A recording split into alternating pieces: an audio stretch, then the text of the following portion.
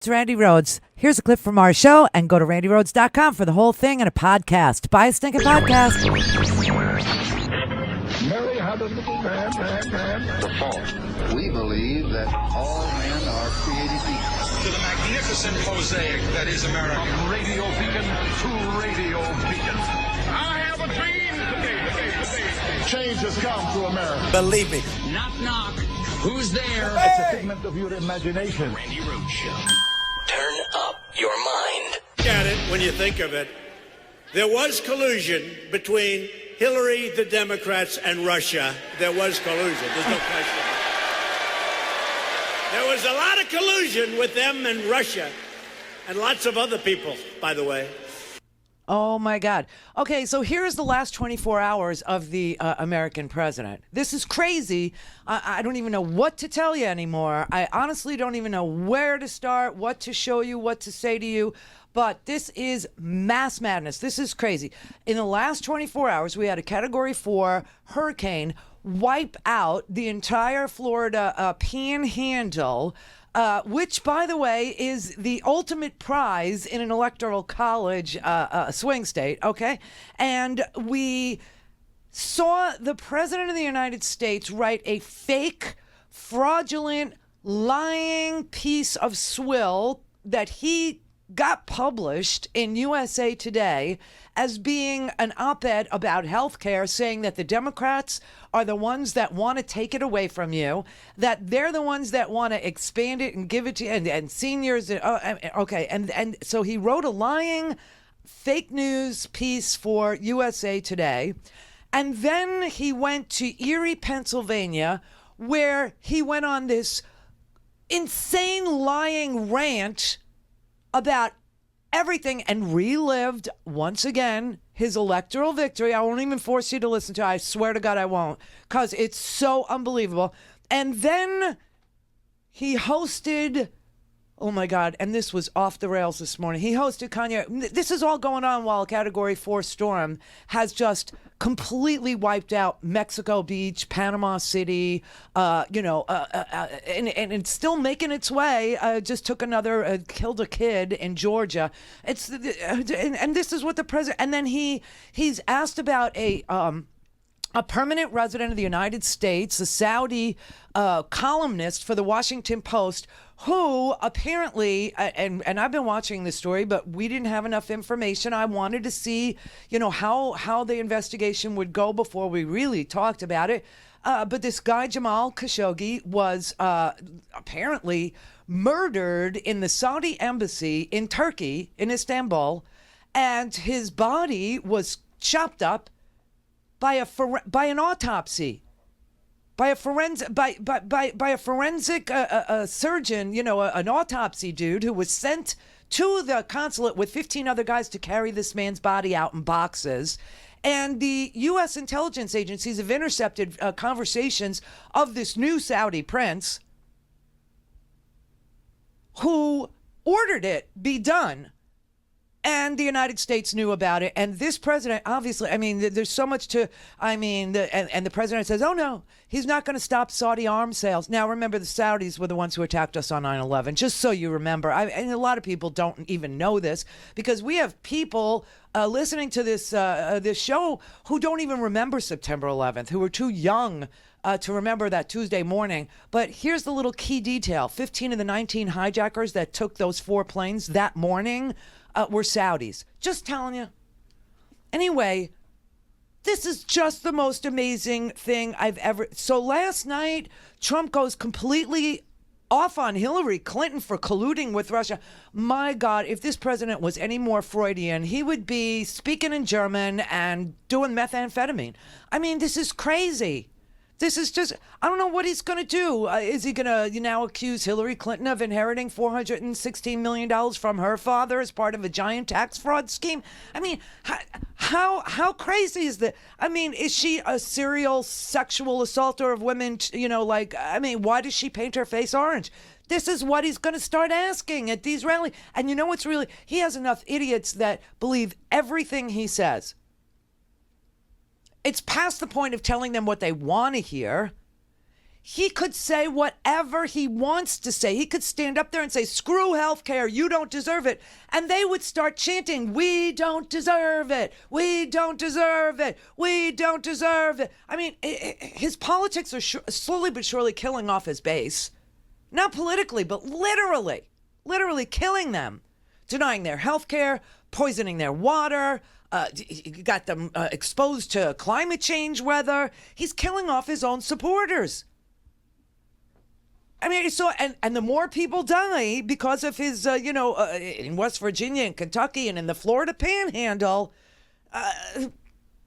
the people in Manhattan and San Francisco are gonna, vote him out. You will not believe what just happened in the Oval Office. I mean, this was off the, you know what this for me, this felt like, I mean, it looked like watching a day room at a Detox. It was so surreal. It's like if we ever remake One Flew Over the Cuckoo's Nest, Kanye will be in it. Do you know? I mean, this was just so strange. And these are the last 24 hours of the president. You know, a fake op-ed in USA Today, which was widely debunked really quickly. We went through it yesterday. I mean, it's just like the most amazing thing. The fact check was like, holy crap. Everything that he put in there had either previously been debunked or was obviously fake news, false. You know, it was just, and then, and also in the middle of all this, he goes on rants on Fox News last night and this morning. Why? Because Fox News stopped carrying the rallies live. Why did Fox News stop carrying the rallies live? They said because the ratings that he gets are not as good as the ratings for their regular programming. So how is Trump going to beat the Democrats when he can't beat Tucker Carlson? Tucker Carlson literally gets better ratings than Trump's rallies. Trump's fans would rather watch somebody kiss Trump's ass than look at Trump's ass. So he starts calling into Fox News last night, and he starts calling into Fox News this morning. And I mean, they were going to interview him for 10 minutes, and he wouldn't stop. They're all unhinged. They're all completely, they're manic. And then this morning, oh my God. I've had conversations that basically said that welfare is the reason why a lot of black people end up being Democrat. They say, first of all, it's a limit to amount of jobs. So the fathers lose the jobs and they say, we'll give you more money for having more kids in your home. And then we got rid of the mental health institutes in the 80s and the 90s, and the prison rates just shot up. And now you have Chirac, what people call Chirac, which is actually our murder rate is going down by 20% every year. I just talked to the superintendent, met with Michael Sachs, that's Rom's right-hand man. So I think it's the bravery that helps you beat this game called life. They tried to scare me to not wear this hat, my own friends, but this hat, it gives me power in a way. My dad and my mom separated, so I didn't have a lot of male energy in my home. And also, I'm married to a family that, not a lot of male energy going on. It's beautiful though, but there's times where, it's something about, I love Hillary, I love everyone, right? But the campaign, I'm with her, just didn't make me feel as a guy that didn't get to see my dad all the time, like a guy that could play catch with his son. There was something about when I put this hat on, it made me feel like Superman. You made a Superman, that's my favorite superhero. And you made a Superman cape for me also as a guy that looks up to you, looks up to Ralph Lauren, looks up to American industry guys. Non-political, no bullshit, put the beep on it, however you want to do it, 5 seconds delay, and just goes in and gets it done. Right now, you gave me the heart to go to Adidas, because at Adidas, when I went in 2015, we were a $14 billion company losing $2 billion a year. Now we have a $38 billion market cap. It's called the Yeezy effect. And I went to Casper. We had a meeting in Chicago. And I said, you have to bring manufacturing onshore, not even shore, into the core. It's not about the borders, the core of Adidas. And Chicago is the core of Middle America. We have to make Middle America strong. So I had the balls, because I had enough balls to put on this hat. I mean, this Adidas thing made me a billionaire. And I could have lost $200 million walking away from that deal. But even with that, I knew it was more important for me to take the chance of walking away from that deal than to have no fathers in Chicago with no homes. And when we do have prison reprobation, because it's habilitation, not rehabilitation, because we didn't have the abilities in the first place. We never had anyone that taught us, who didn't teach us. Exactly, we had no one that taught us, right? So it's more important than any specific deal, anything, that we bring jobs into America, and that we provide a transition with mental health and the American education curriculum that Jim has worked on. Larry Hoover also has a curriculum that he's worked on. We have Montessori curriculums that we worked on. WeWorks has a beautiful curriculum. The Waldorf establishment has a curriculum. We have meditation. There's a lot of things affecting our mental health that makes us do crazy things, that puts us back into that trap door called the 13th Amendment. What? What? What? Am I listening to a psychiatric session, or am I in the Oval Office? What was that? And it went on and on and on. I mean, he's like, oh, this red hat makes me feel like a superhero. And this red hat gives me male energy. And I'm married into a family where, and prison reform and male energy. And then I was going to walk away from my Adidas deal because they're made in China, and bring them back to Chirac and, the core. And it's the meditation and the core. And we need the core. But he never walked. He still has his deal with Adidas. They're still not made. I just don't even, I can't, and this is bullshit, and the 13th Amendment, and yeah, I want to abolish the 13th Amendment. Yeah, I do, because I swear to God, he says the 13th Amendment is a trap door. It's a trap door in our company, in our country. It's a trap door in our business, because we couldn't read, and the 13th Amendment was written when we couldn't read, and therefore we have to get rid of it. And I did say abolish with the hat on, because why would you keep something around that's a trap door? If you're building a floor, the Constitution is the base of our industry, right? Of our country, of our company. Would you build a trap door that if you mess up and you accidentally, something happens, you fall and you end up next to the Unabomber? You got to remove all that trap door out of the relationship. The four gentlemen that wrote the 13th Amendment, and I think the way the universe works, it's perfect. We don't have 13 floors, do we? So the four gentlemen that wrote the 13th Amendment didn't look like the people they were amending. Also, at that point, it was illegal for blacks to read, or African Americans to read.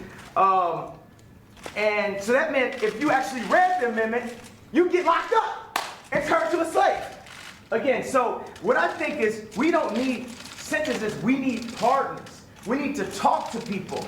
I was diagnosed with bipolar disorder. I was connected with a neuropsychologist that works with the athletes in the NBA and the NFL.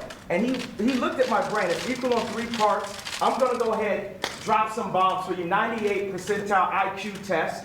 I had a 75 percentile of all human beings, but it was counting 8 numbers backwards after it's repeating. So I'm going to work on that one. The other one's 98%. Tesla, Freud. So he said that I actually wasn't bipolar. I had sleep deprivation, which could cause dementia 10 to 20 years from now, where I wouldn't even remember my son's name. So all this power that I got, and I'm taking my son to the Sox game and all that, I wouldn't be able to remember his name from a misdiagnosis.